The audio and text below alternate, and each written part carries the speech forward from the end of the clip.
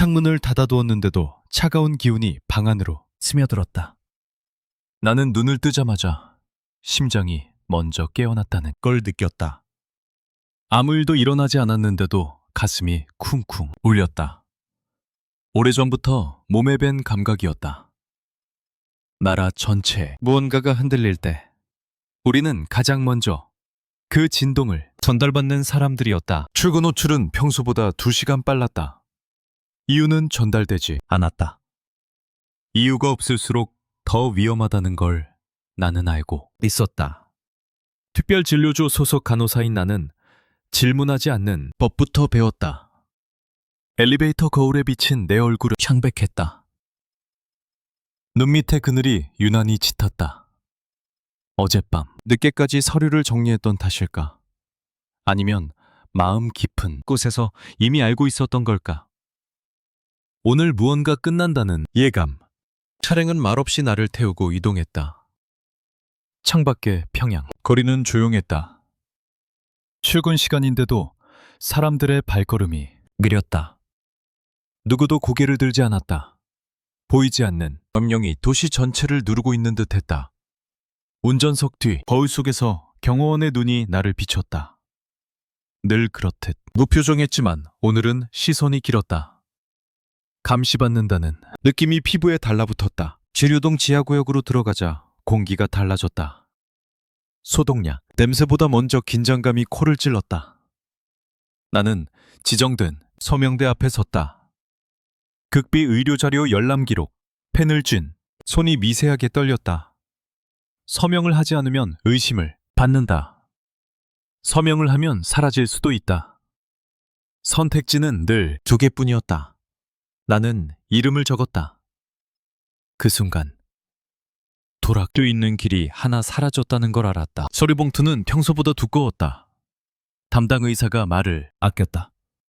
그의 목소리는 낮았고 시선은 나를 지나 바닥 어딘가에 떨어져 있었다.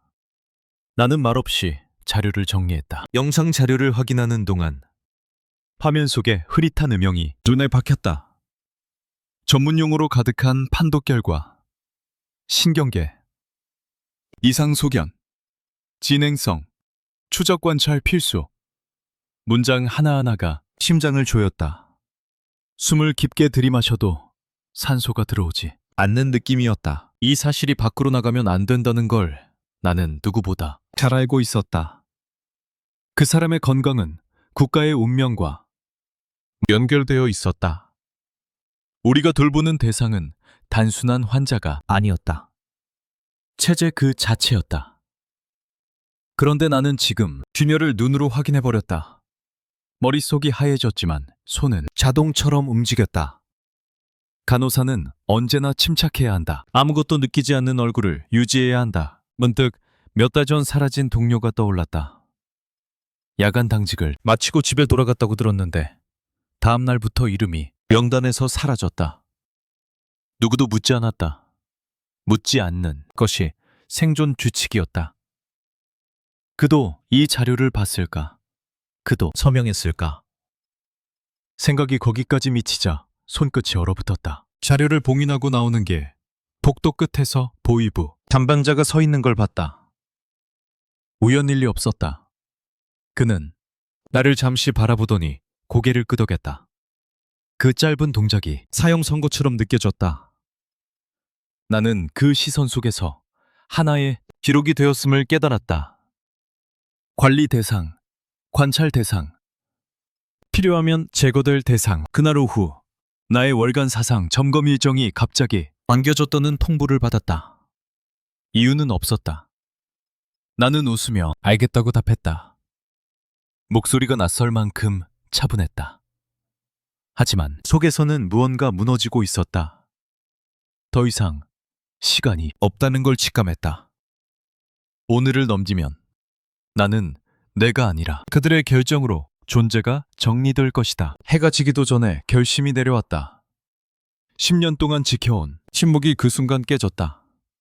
나는 더 이상 충성스러운 간호사가 아니었다. 나는 너무 많은 걸 알아버린 사람이었다.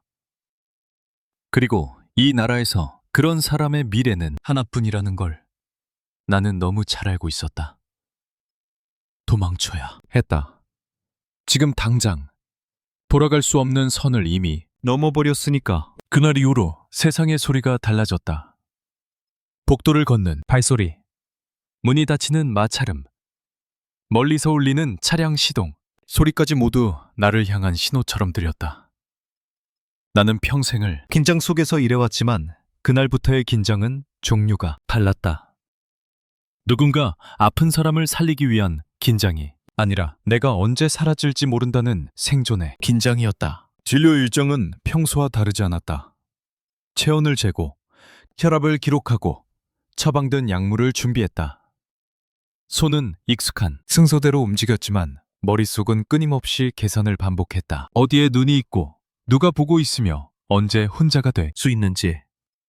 간호사는 사람의 몸 상태를 읽는 법을 배운다.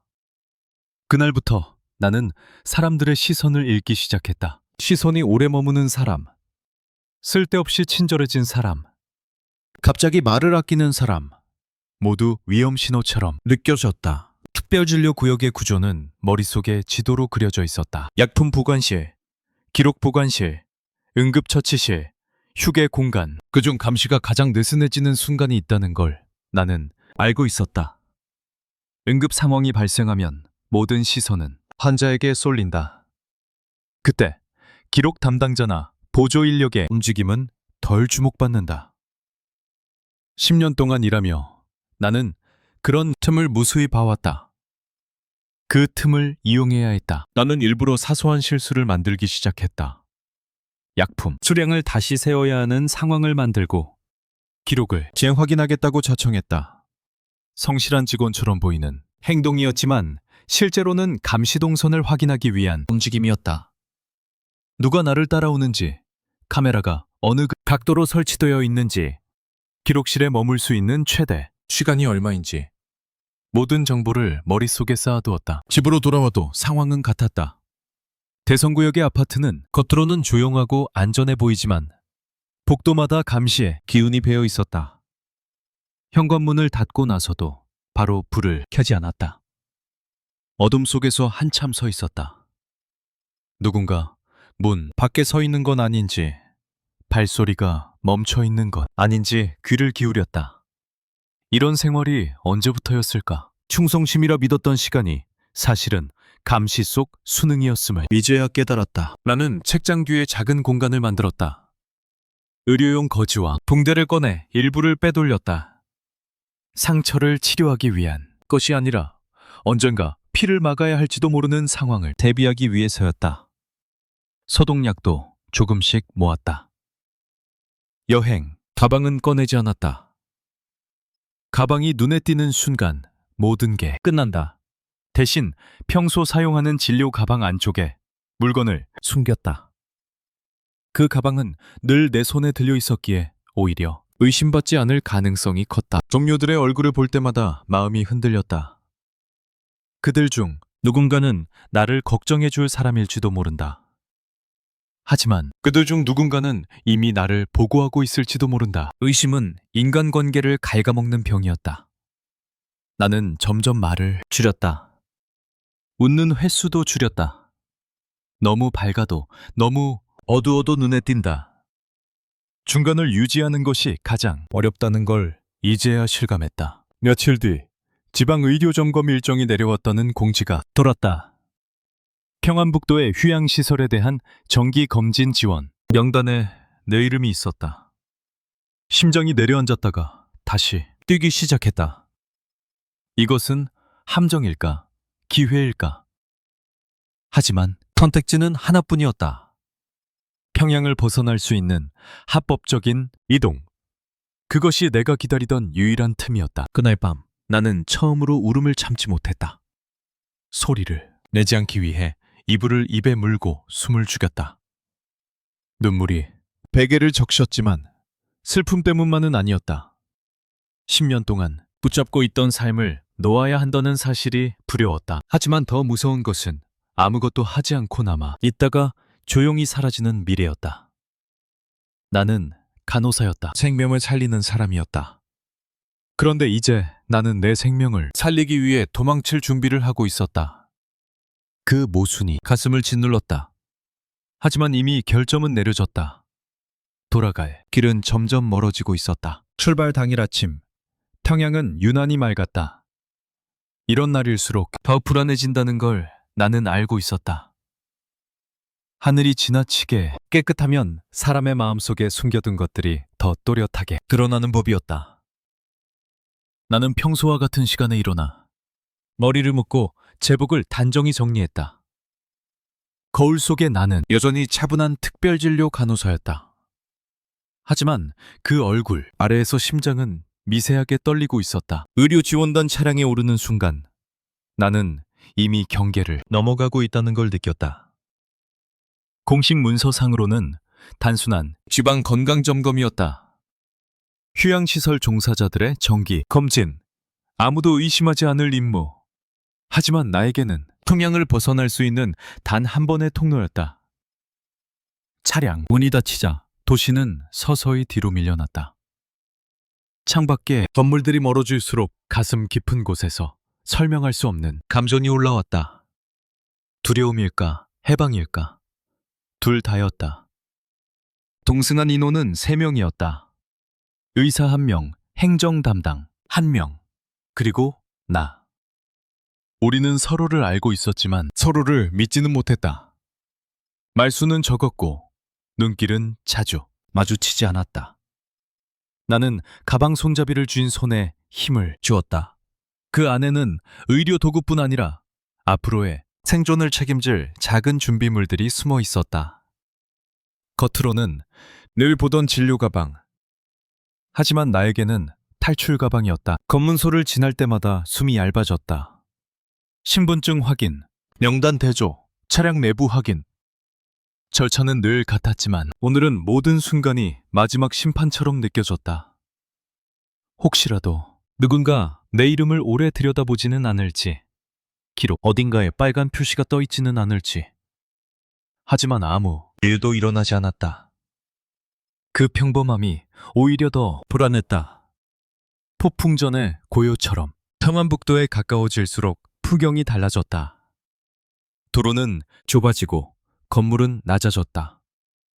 산이 많아졌고 공기는 거칠어졌다. 나는 그 지형을 머릿속에 새기듯 바라보았다. 저 산을 넘으면, 저 강을 따라가면 어딘가에 국경이 있다. 지도에서만 보던 선이 실제 땅 위에 존재한다는 사실이 실감나기 시작했다. 손바닥에 식은땀이 맺혔다. 향산군에 도착했을 때 해는 이미 기울어 있었다. 숙소로 배정된 곳은 오래된 휴양시설 부속 건물이었다. 외부와 완전히 차단된 구조는 아니었지만 감시 인원이 상주하고 있다는 건 분명했다. 나는 주변을 자연스럽게 관찰했다. 출입구 위치, 야간 경비 동선, 조명 사각지대. 오랜 근무로 길러진 습관이 저절로 작동했다. 사람의 몸을 살피듯 공간의 상태를 살폈다. 저녁 검진 일정이 끝난 뒤 나는 일부러 정리 업무를 자청했다. 기록을 정리하고 장비를 확인하는 일은 늘 내 몫이었다. 다른 이들이 먼저 휴식 공간으로 돌아가는 동안 나는 혼자 남았다.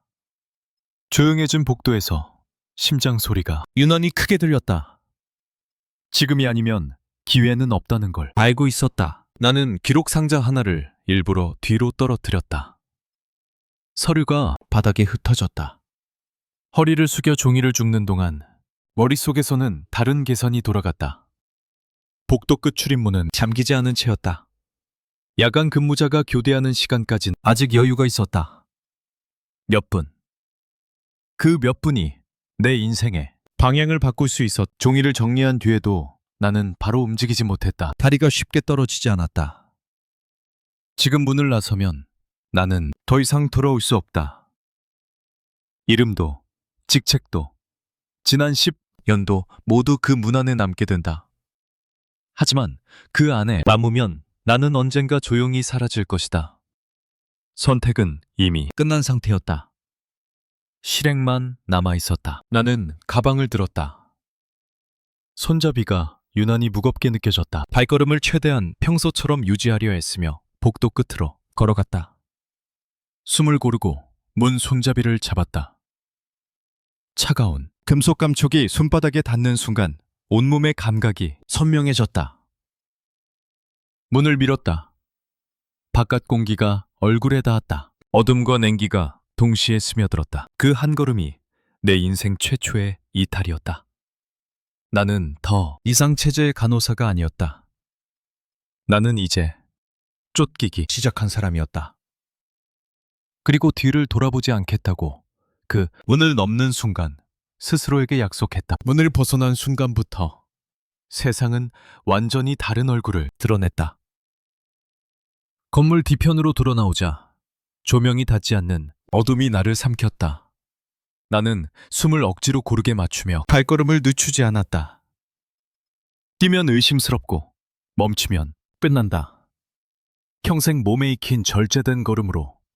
하지만 방향만은 전혀 다른 곳으로 향했다. 시설 경계를 벗어나자 흙길이 나왔다.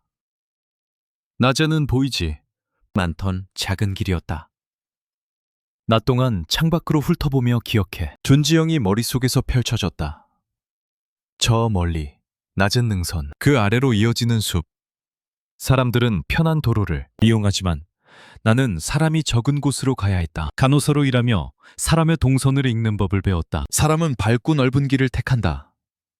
도망자는 어둡고 불편한 길을 택해야 산다. 바람이 세게 불었다. 겨울 끝자락의 공기는 살을 파고들 만큼 차가웠다. 나는 가방을 몸 앞쪽으로 끌어안았다. 안에는 거즈와 소독약, 작은 주사기, 진통제 몇 알이 들어있었다. 환자를 위한 준비였던 물건들이 이제는 나 자신을 위한 생존 도구가 되었다. 아이러니하다는 생각이 스쳤지만 곧 사라졌다.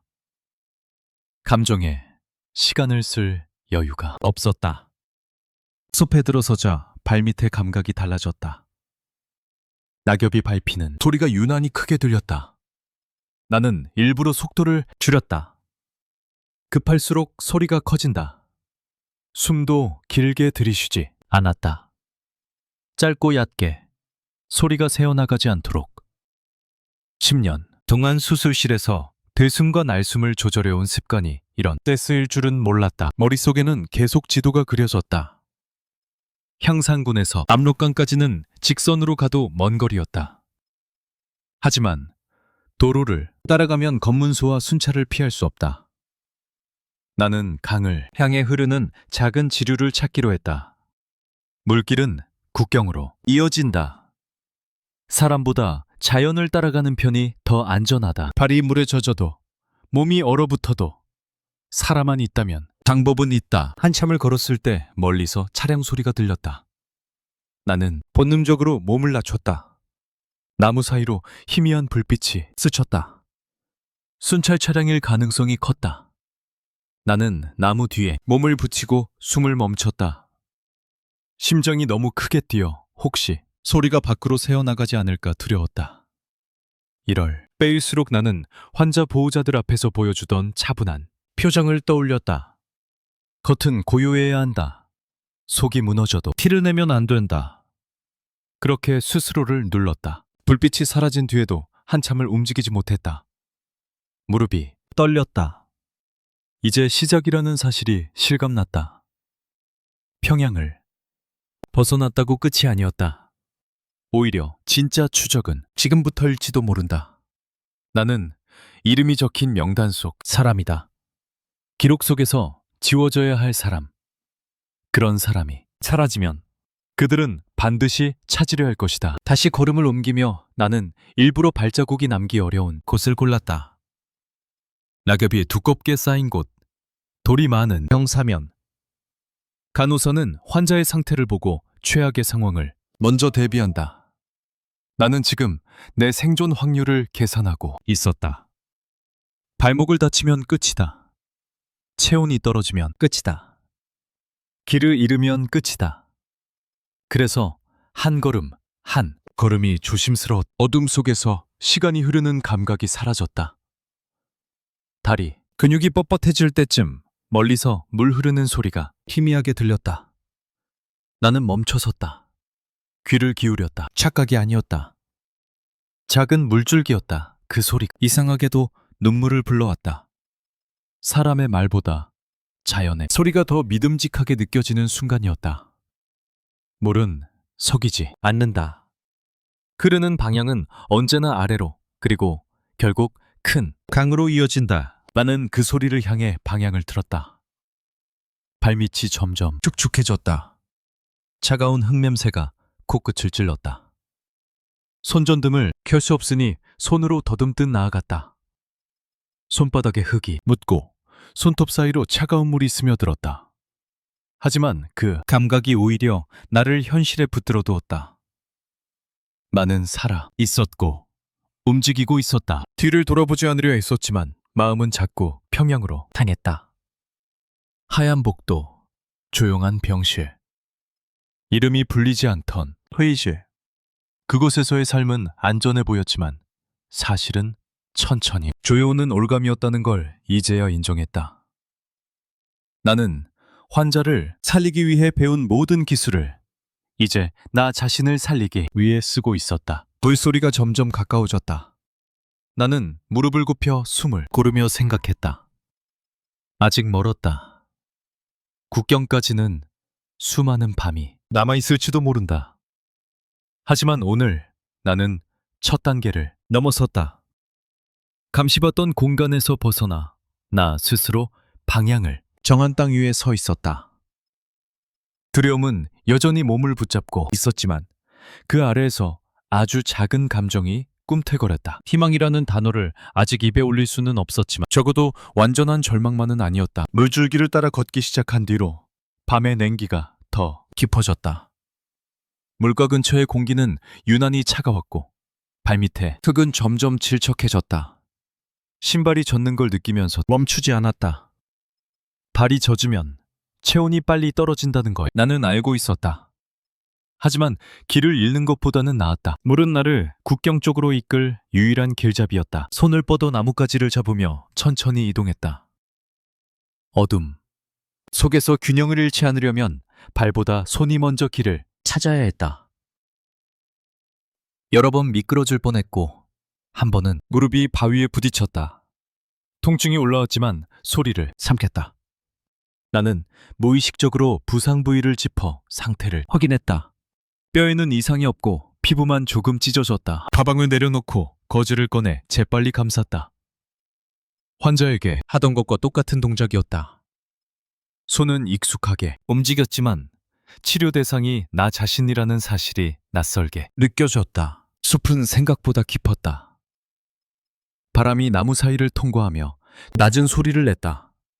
그 소리가 사람의 발소리처럼 들려 몇 번이나 숨을 죽였다. 가슴이 조여들 때마다 스스로에게 말했다. 아직 잡히지 않았다. 아직 끝나지 않았다. 두려움이 나를 멈추게 두면 그게 진짜 끝이다. 한참을 걷다 보니 물줄기가 조금 넓어졌다. 발목까지 물이 차올랐다. 차가움이 살을 베듯 스며들었다. 나는 이를 악물고 천천히 건넜다. 물속을 걸으면 발자국이 덜 남는다. 추적을 피할 수 있는 작은 방법이었다. 체온이 떨어지는 걸 막기 위해 반대편에 올라오자마자 다리를 세게 문질렀다. 손이 얼어붙은 듯 둔했지만 계속 움직였다.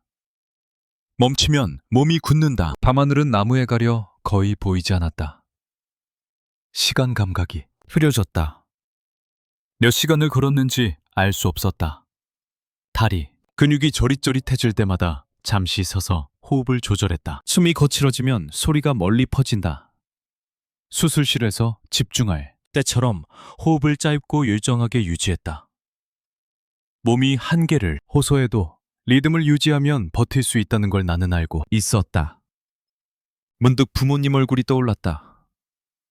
마지막으로 만난 게 언제였는지 정확히 기억나지 않았다. 평양으로 발령받은 뒤부터는 고향 방문이 점점 어려워졌다. 충성의 대가라고 생각했다.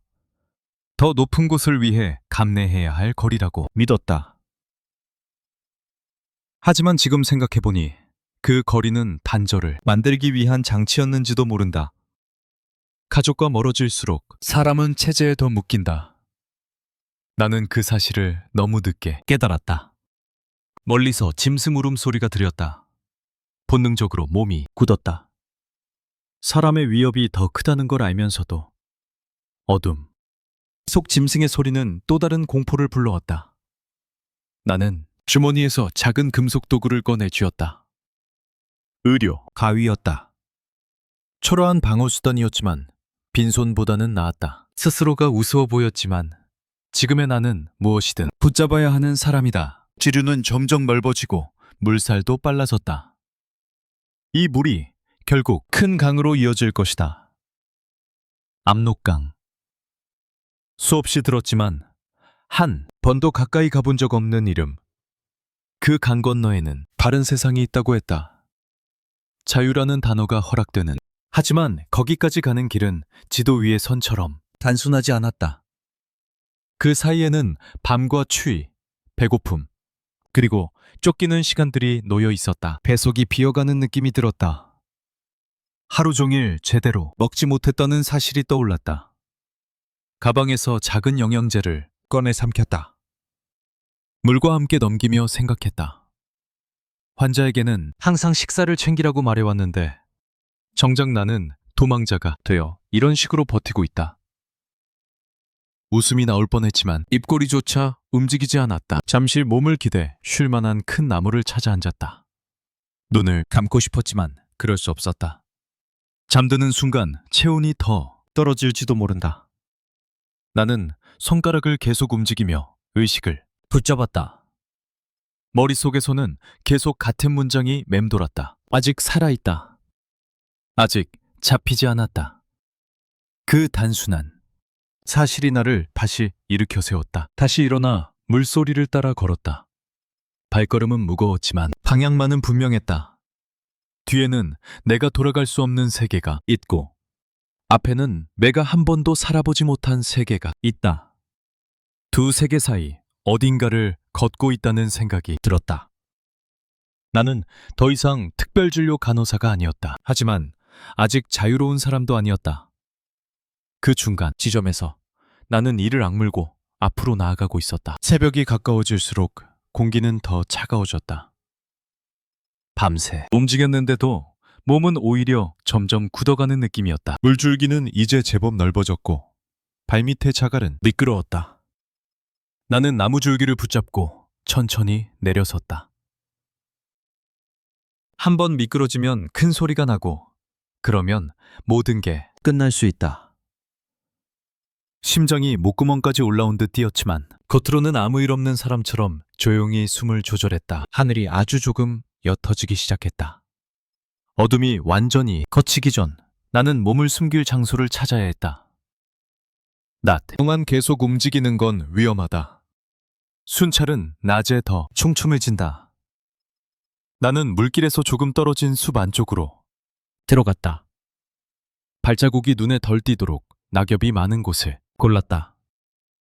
작은 움푹 팬 지형을 찾아 몸을 낮췄다. 밖에서는 잘 보이지 않지만 안에서는 주변을 살필 수 있는 자리였다. 앉자마자 온몸의 피로가 한꺼번에 몰려왔다.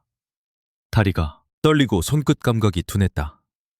나는 가방을 열어 거즈를 꺼내 젖은 양말 위에 덧댔다. 피부가 갈라지면 걷기 힘들어진다. 환자 발 상태를 보며 늘 하던 조치였다. 내 발을 치료하면서도 어딘가 이상한 기분이 들었다. 나는 언제나 누군가를 돌보는 사람이었는데 지금은 오직 나 하나만을 살리기 위해 움직이고 있었다. 나무 사이로 희미한 아침빛이 스며들었다. 그 빛이 따뜻해야 할 텐데 오히려 모든 것을 드러내는 조명처럼 느껴졌다. 나는 몸을 더 낮췄다. 멀리서 사람 목소리가 들리는 듯했다. 분명하지 않았지만 바람이 아닌 소리였다. 나는 숨을 멈췄다. 심장이 너무 크게 뛰어 혹시 나뭇잎까지 흔들리는 건 아닐지 두려웠다. 발소리가 가까워졌다가 다시 멀어졌다. 아마도 나무를 하러 나온 주민이거나 순찰 인원일지도 모른다. 이유가 무엇이든 나에게는 위험이었다. 나는 몸을 거의 웅크린 채 한동안 움직이지 않았다. 시간이 얼마나 흘렀는지 알 수 없었다. 허리와 무릎이 저려왔지만 자세를 풀지 않았다. 생존은 편안함과 반대 방향에 있다는 걸 몸으로 배우고 있었다. 해가 완전히 떠오르자 숲의 소리가 달라졌다. 새소리가 들리고 바람이 나뭇가지를 흔들었다. 겉으로는 평화로운 아침이었다. 하지만 나에게 이 아침은 또 다른 시험이었다. 낮 동안 들키지 않고 버텨야 다음 밤을 맞이할 수 있다. 나는 물 한 모금을 아껴 마셨다. 입안이 바싹 말랐지만 조금씩 나눠 마셨다. 몸이 아니라 시간을 계산하며 마시는 물이었다. 놈을 감지 않으려 애쓰면서도 의식이 자꾸 가라앉았다. 머릿속에는 지난 10년의 장면들이 불규칙하게 떠올랐다. 하얀 복도, 조용한 병실, 침대 옆에 서서 맥박을 확인하던 내 손. 나는 늘 누군가의 생명을 붙잡는 역할을 했다고 믿었다. 그런데 그 공간은 사실 거대한 감옥이었고 나는 그 안에서 충실한 관리인이었을지도 모른다. 이제야 그 사실을 인정하게 되자 가슴이 묘하게 저렸다. 잠깐 졸았는지 모른다. 갑자기 몸이 앞으로 쏠리며 눈이 떠졌다. 나는 스스로의 뺨을 가볍게 쳤다. 잠들면 안 된다. 잠은 따뜻한 방에서 자는 사람들에게 허락된 것이다. 나는 다시 주변을 살폈다. 아무 움직임도 없었다. 그 고요함이 오히려 불안했다. 폭풍이 오기 전처럼 해가 기울기 시작할 무렵 나는 다시 준비를 했다. 굳어있던 다리를 천천히 풀고 발 상태를 확인했다. 아직 걸을 수 있다. 그 사실 하나에 감사해야 했다. 나는 물길 쪽으로 다시 방향을 잡았다. 오늘 밤 더 멀리 가야 한다. 그래야 추적의 범위를 벗어날 수 있다. 나는 스스로에게 속삭이듯 말했다. 아직 포기하지 않았다. 아직 살아있다. 숲을 빠져나오기 전 마지막으로 뒤를 돌아봤다. 그곳에는 내가 낮 동안 숨어있던 자리뿐 아무 흔적도 없어 보였다. 하지만 나는 안다. 이 땅 어딘가에는 나를 찾는 사람들이 있고 내 이름이 적힌 기록이 남아 있다. 나는 그 기록에서 벗어나기 위해 한 걸음 더 내디뎠다. 저녁 그림자가 길어지는 숲속으로 다시 어둠을 향해 걸어 들어갔다. 밤이 다시 내려앉자 숲은 낮보다 더 깊어졌다. 나는 물길을 따라 이동하며 발소리를 최대한 죽였다. 어둠이 짙어질수록 두려움도 짙어졌지만 동시에 안도감도 있었다. 빛이 줄어들수록 나를 찾는 눈도 줄어들 거라고 스스로를 설득했다. 물은 이제 제법 넓어졌고 흐름도 분명해졌다. 큰 강이 가까워지고 있다는 신호였다. 얼마나 걸었는지 모른다. 다리의 감각이 둔해질 즈음 숲 가장자리에서 희미한 불빛이 보였다. 나는 즉시 몸을 낮췄다. 사람의 불빛이었다. 심장이 거칠게 뛰기 시작했다. 국경 근처에는 밀수꾼이나 탈출을 돕는 사람들이 있다는 이야기를 들은 적이 있었다. 하지만 동시에 그런 사람인 척 접근하는 보위 인원도 있다는 소문 역시 익히 알고 있었다. 나는 한참을 지켜보다가 조심스럽게 다가갔다. 불빛 옆에는 남자가 혼자 앉아 있었다. 그는 두꺼운 옷을 입고 있었고 작은 화로 옆에서 손을 녹이고 나를 발견했는지 고개를 들었다. 나는 말없이 가방을 꼭 쥔 채 서 있었다. 그는 낮은 목소리로 어디서 왔는지 묻는 듯한 말을 했다. 나는 대답 대신 손을 내밀어 물을 가리켰다. 건너가야 한다는 뜻이었다. 그는 고개를 끄덕이며 따라오라는 손짓을 했다. 심장이 조금 미려졌다. 드디어 길을 찾았다는 생각이 스쳤다. 나는 일정 거리를 두고 그의 뒤를 따랐다. 발걸음은 여전히 조심스러웠지만 마음 한구석에 아주 작은 희망이 피어오르고 있었다. 혼자가 아니라는 안도감. 누군가 길을 알고 있다는 안도감. 걷는 동안 그는 몇 번 말을 걸어왔다. 나는 짧게 대답했다. 목소리를 많이 쓰고 싶지 않았다. 그런데 어느 순간 이상한 감각이 들었다. 그는 자신이 예전에 부상을 입어 의료진에게 치료받았다고 말했다.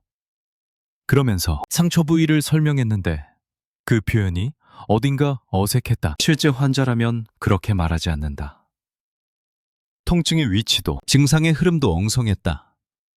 간호사로 10년을 일하며 수천 상의 말을 들어온 귀가 그 미묘한 어긋남을 잡아냈다. 나는 걸음을 늦추며 그를 다시 살폈다. 그의 말투는 자연스러웠지만 단어 선택이 어딘가 교과서 같았다. 그리고 결정적으로 그는 내 소속을 정확히 알고 있는 듯한 뉘앙스로 말을 휘었다. 단순한 탈출 지원자가 알 수 없는 정보였다. 그 순간 등골이 서늘해졌다. 이 만남은 우연이 아닐지도 모른다는 생각이 번개처럼 스쳤다. 그는 물가 쪽으로 방향을 틀며 건널 수 있는 얕은 곳이 있다고 했다. 나는 발을 멈췄다. 물소리는 분명 가까웠지만 주변이 지나치게 조용했다. 벌레 소리도 바람 소리도 희미했다. 누군가 숨을 죽이고 지켜보고 있는 것 같은 정적이었다. 가슴이 미친 듯 뛰기 시작했다. 직감이 외쳤다. 이대로 가면 끝이라고. 나는 갑자기 무릎을 짚고 주저앉았다. 숨이 가쁘다며 손짓으로 멈춰달라는 신호를 보냈다. 그는 잠시 돌아보더니 다가오려 했다. 그 순간 나는 가방을 움켜쥐고 반대 방향 숲속으로 몸을 던졌다. 생각보다 몸이 빨리 움직였다. 나뭇가지가 얼굴을 스치고 발목이 돌에 걸렸지만 멈추지 않았다. 뒤에서 누군가 소리치는 듯한 기척이 들렸다. 심장이 터질 것처럼 뛰었다. 숨이 목을 찢고 나오는 느낌이었다.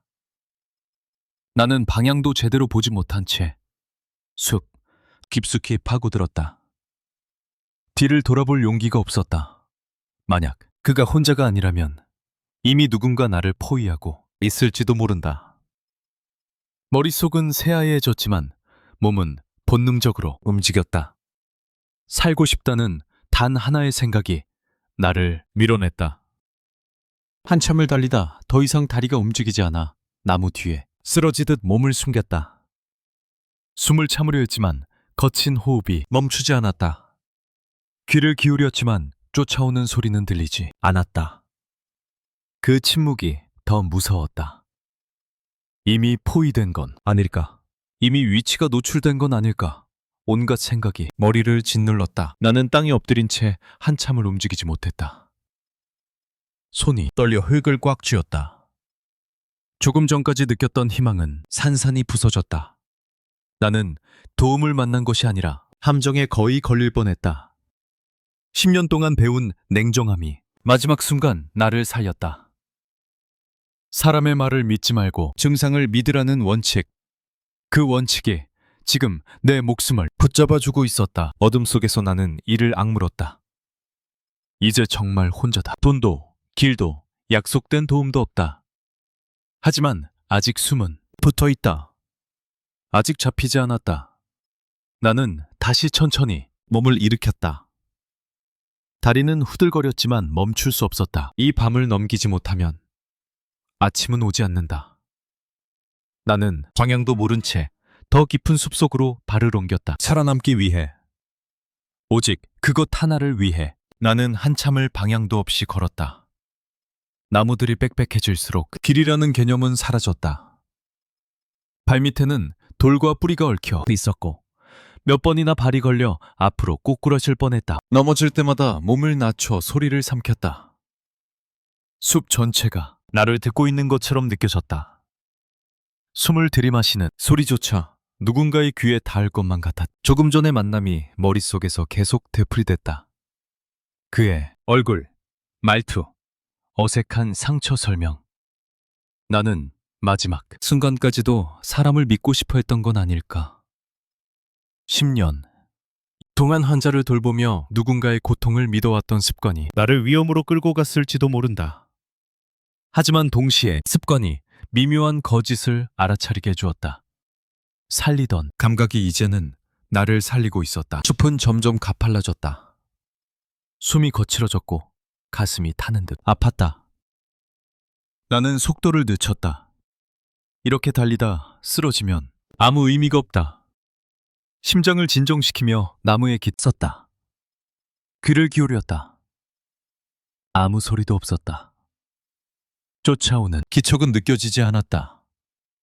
하지만 보이지 않는 추적이 더 무섭다는 걸 나는 알고 있었다. 그들은 조용히 기다리 줄하는 사람들이었다. 배가 뒤틀리듯 고파왔다. 가방을 열어 마지막으로 남은 작은 영양제를 꺼냈다. 혀에 올리자 쓴맛이 퍼졌다. 물도 거의 남지 않았다. 나는 아주 조금만 마셨다. 목이 마르다고 한 번에 마시면 나중에 후회하게 된다. 환자들에게 늘 하던 말이 떠올랐다. 지금의 나는 그 말에 매달려 버티는 환자와 다르지 않았다. 어둠 속에서 방향을 가늠하기 위해 나는 하늘을 보려 애썼다.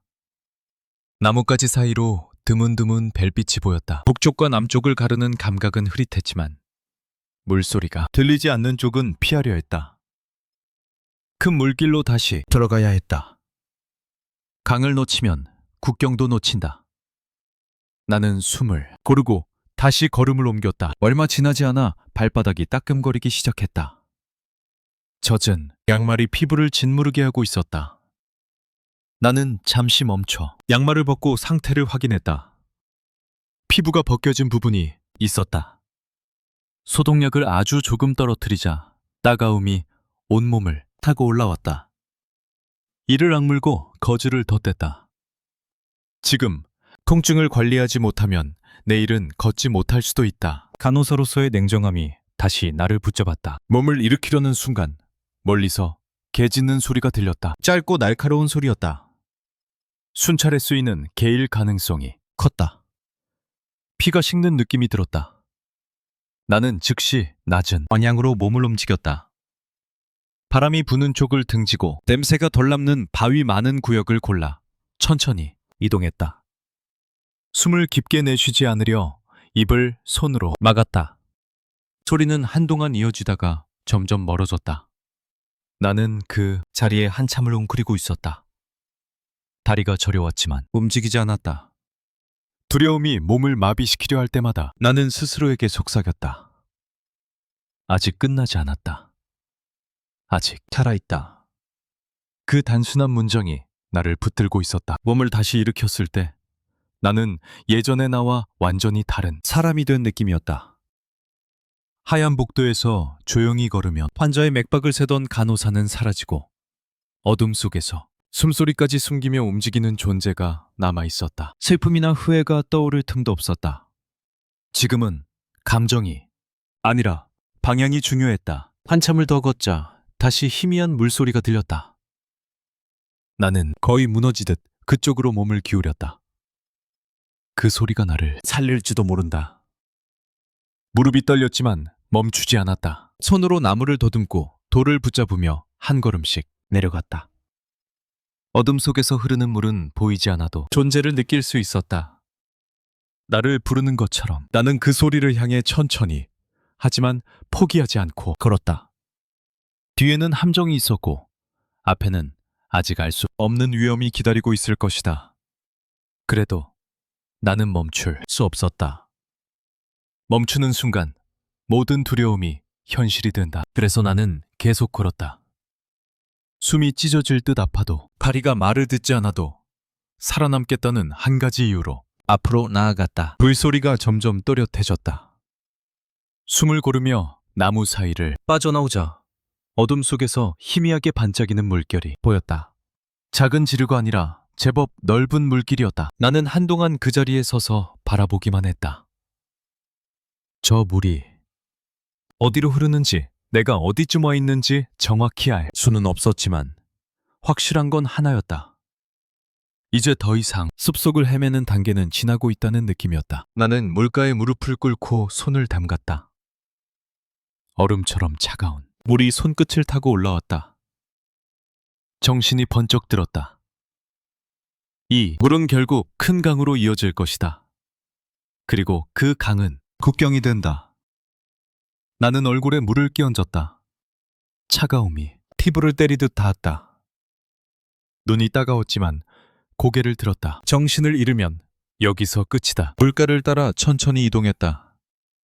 자갈이 많아 발자국이 덜 남는 구간을 골랐다. 물 가까이는 위험하지만 동시에 추적을 피하기엔 유리했다.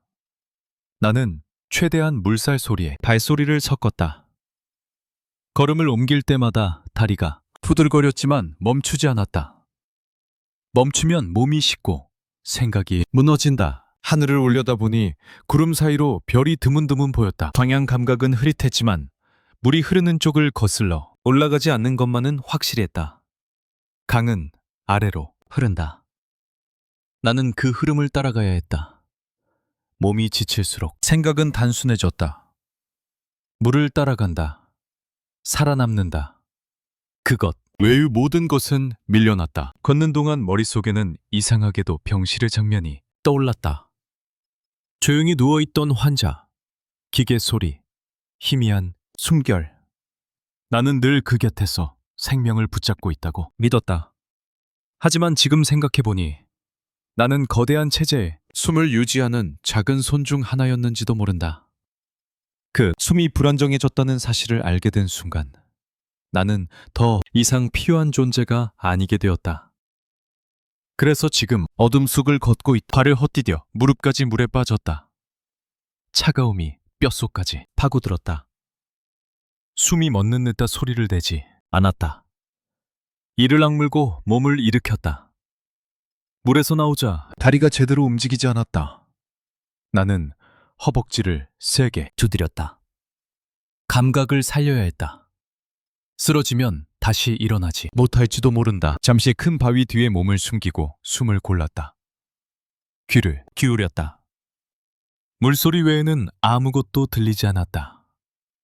그 고요함이 낯설 만큼 깊었다.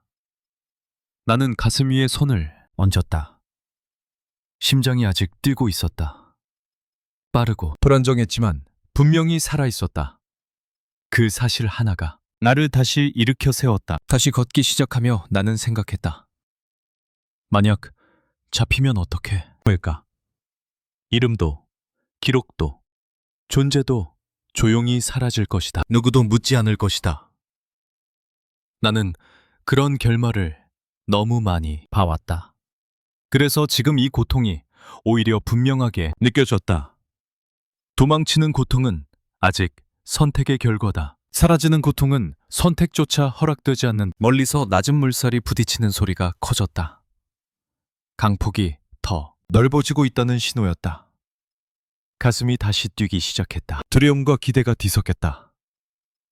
저 강이 진짜 국경일 수도 있고 아닐 수도 있다. 하지만 나는 이미 너무 멀리 왔다. 돌아갈 길은 없다. 나는 물가를 따라 몸을 낮추고 이동했다. 바람이 얼굴을 스쳤다. 그 차가운 공기 속에서 처음으로 아주 희미한 감정이 스쳐 지나갔다. 아직 끝나지 않았다는 감정, 아직 가능성이 남아있다는 감정. 나는 그 감정을 붙잡듯 떨리는 다리를 억지로 움직이며 어둠 속을 더 깊이 걸어 들어갔다. 물길은 어느새 강에 가까운 폭을 이루고 있었다. 물살이 부딪히는 소리가 밤의 정적을 치웠다.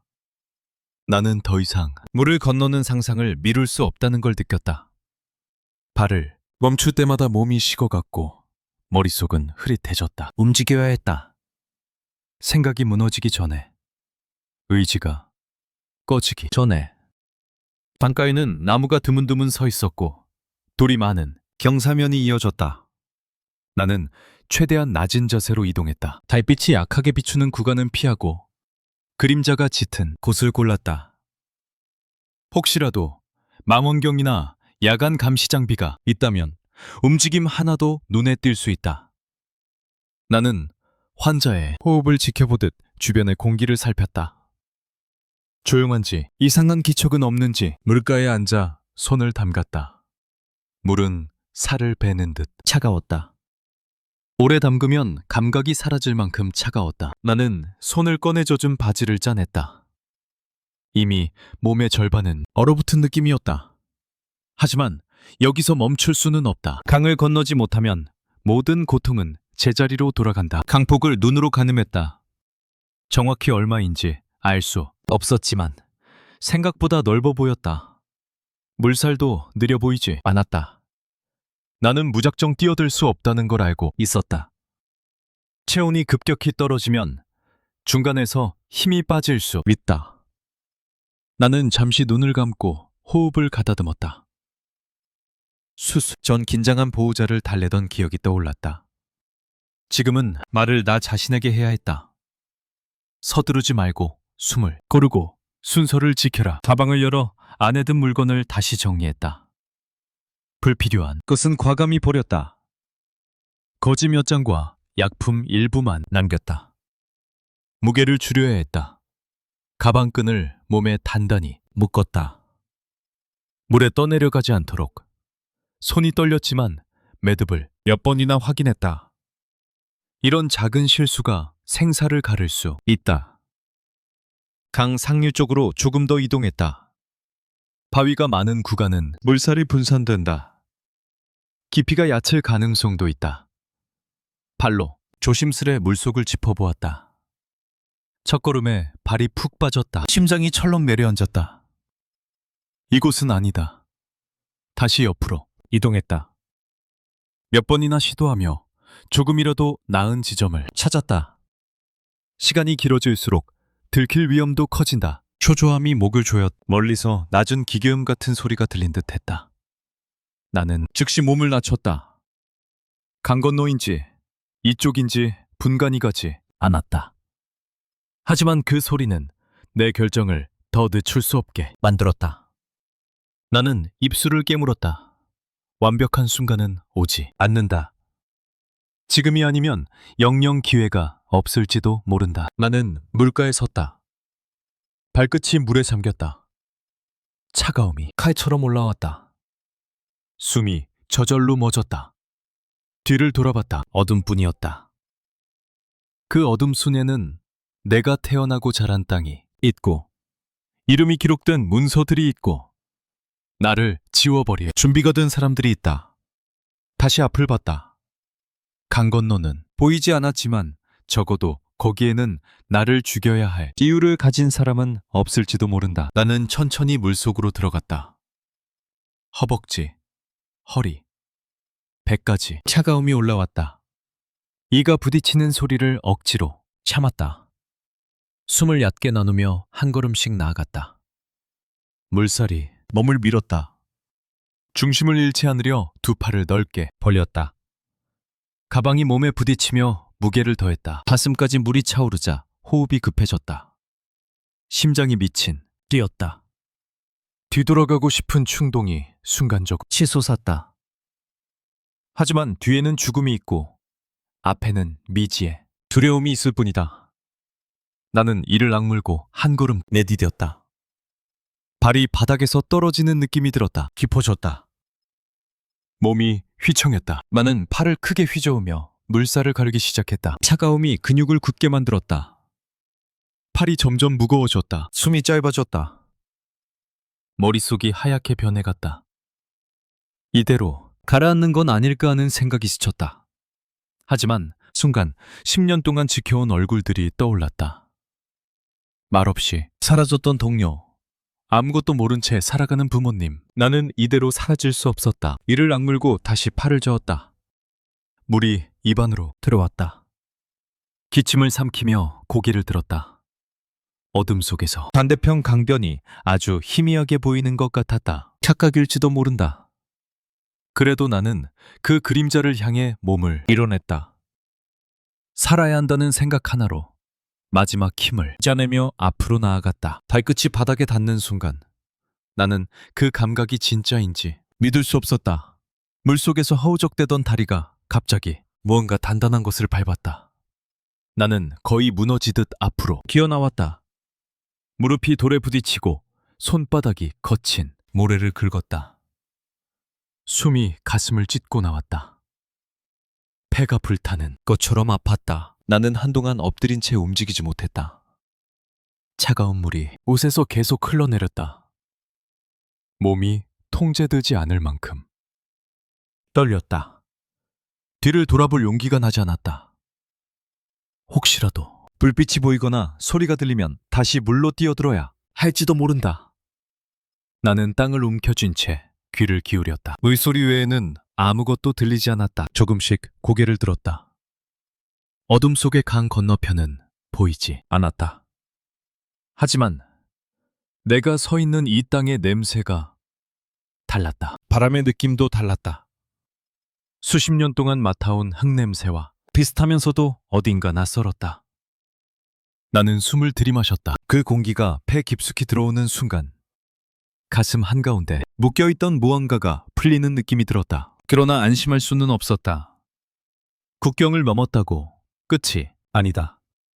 여전히 누군가에게는 나는 존재하면 안 되는 사람일 수 있다. 나는 몸을 낮추고 강변의 숲을 쪽으로 기어갔다. 손과 무릎이 진흙에 젖었지만 멈추지 않았다. 일단 숨을 곳이 필요했다. 몸을 말리고 숨을 고르고 생각할 시간을 벌어야 했다. 숲을 안에 몸을 숨기자 그제야 주변을 살필 여유가 생겼다. 멀리 희미한 불빛이 보였다. 인가일까 초소일까 알 수 없었다. 나는 움직이지 않은 채 한참을 지켜봤다. 몸이 점점 굳어갔다. 젖은 옷이 체온을 빼앗고 있었다. 이를 악물고 팔을 몸에 감았다. 떨림을 멈추려 했었다. 그때 문득 깨달았다. 나는 더 이상 특별진료 간호사가 아니다. 이름이 적힌 명단 속 사람도 아니다. 이 어둠 속에서 떨고 있는 한 인간일 뿐이다. 그 단순한 사실이 이상하게도 나를 붙잡아 주었다. 나는 처음으로 아무 역할도 아닌 존재가 되었다. 두렵지만 동시에 낯설게 가벼웠다. 눈앞이 흐려졌다. 눈물이었는지 찬 공기 때문이었는지 알 수 없었다. 소리를 내지 않으려 입술을 꽉 깨물었다. 울면 안 된다. 아직 안전하지 않다. 하지만 눈물은 멈추지 않았다. 10년 동안 억눌렀던 감정이 물처럼 터져나왔다. 아무도 없는 어둠 속에서 나는 조용히 울었다. 살아남았다는 안도와 모든 것을 두고 왔다는 상실이 동시에 밀려왔다. 한참 뒤 나는 다시 숨을 고르고 주변을 살폈다. 움직여야 한다.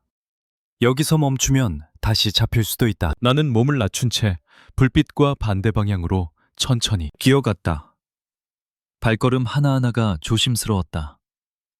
이 땅에 법도, 사람도, 길도 아무것도 모른다. 하지만 적어도 지금은 나를 즉시 지워버릴 이유를 가진 체제 안에 있지는 않다. 숲 가장자리로 몸을 옮긴 뒤 나는 마지막으로 강 쪽을 바라봤다. 어둠 속에 묻혀 아무것도 보이지 않았다. 하지만 그 물 건너편에는 내가 평생 믿고 따르던 세계가 있다. 그리고 그 세계는 나를 놓아주지 않았을 것이다. 나는 고개를 돌렸다. 뒤를 보지 않겠다고 이미 오래전에 스스로에게 약속했으니 나는 떨리는 다리로 다시 일어섰다. 몸은 한계에 가까웠지만 발은 앞으로 나아갔다. 이 땅이 어디든 이 길이 어디로 이어지든 나는 계속 걸어야 했다. 살아남은 사람의 의무처럼 나는 어둠 속으로 천천히 걸음을 옮겼다. 얼마나 더 걸었는지 기억이 흐릿하다. 숲을 빠져나와 작은 농로 같은 길을 따라 이동하다가 더 이상 다리가 버티지 못하고 주저앉았다. 새벽빛이 희미하게 번지고 있었다. 하늘은 옅은 회색이었고 공기는 여전히 차가웠지만 어둠은 서서히 물러나고 있었다. 나는 자리에 웅크린 채 숨을 몰아쉬었다. 살아있다는 사실이 아직도 믿기지 않았다. 발소리가 들렸을 때 나는 도망칠 힘조차 없었다. 고개를 들었지만 몸은 움직이지 않았다. 누군가 가까이 다가왔다. 말소리가 들렸지만 뜻을 바로 이해할 수 없었다. 억양이 낯설었다. 나는 본능적으로 손에 들었다. 아무것도 없다는 표시처럼 눈앞이 자꾸 흔들렸다. 긴장이 한순간에 풀리며 온몸의 힘이 빠져나갔다. 따뜻한 천이 어깨 위에 덮였다. 누군가 나를 일으켜 세웠다. 그 손길이 거칠지 않다는 사실이 이상하게도 더 낯설었다. 나는 무너질 듯 그들에게 몸을 맡겼다. 이제 도망치지 않아도 되는 걸까? 이 질문이 머릿속 맴돌았지만 입 밖으로 나오지 않았다. 목소리는 이미 오래전에 사라진 듯했다. 실내로 옮겨졌을 때 따뜻한 공기가 얼굴에 닿았다. 그 순간 눈물이 또 흘러내렸다. 온기가 피부에 닿는 감각이 너무 오랜만이었다. 나는 떨리는 손으로 컵을 잡았다. 따뜻한 물이 목을 타고 내려갔다. 그 단순한 행위가 믿을 수 없을 만큼 크게 느껴졌다. 아무도 나를 다그치지 않았고 아무도 내 충성을 묻지 않았다. 몸이 조금씩 진정되자 지난 시간들이 파도처럼 밀려왔다. 하얀 복도, 숨죽인 회의, 사라진 동료들, 서명하던 순간의 떨림.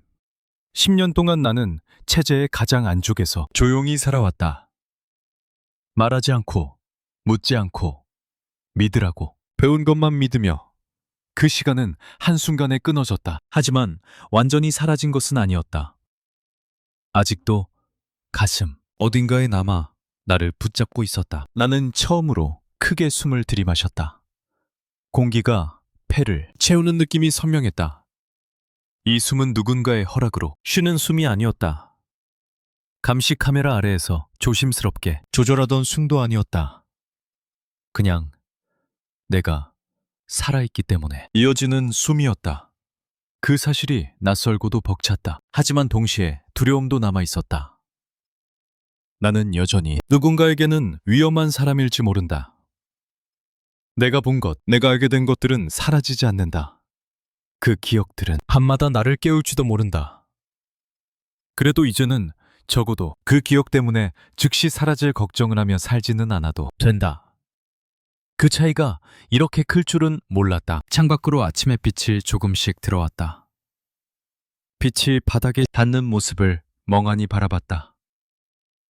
나는 빛을 피해 살던 사람이었다. 드러나지 않기 위해, 눈에 띄지 않기 위해 늘 몸을 낮췄다.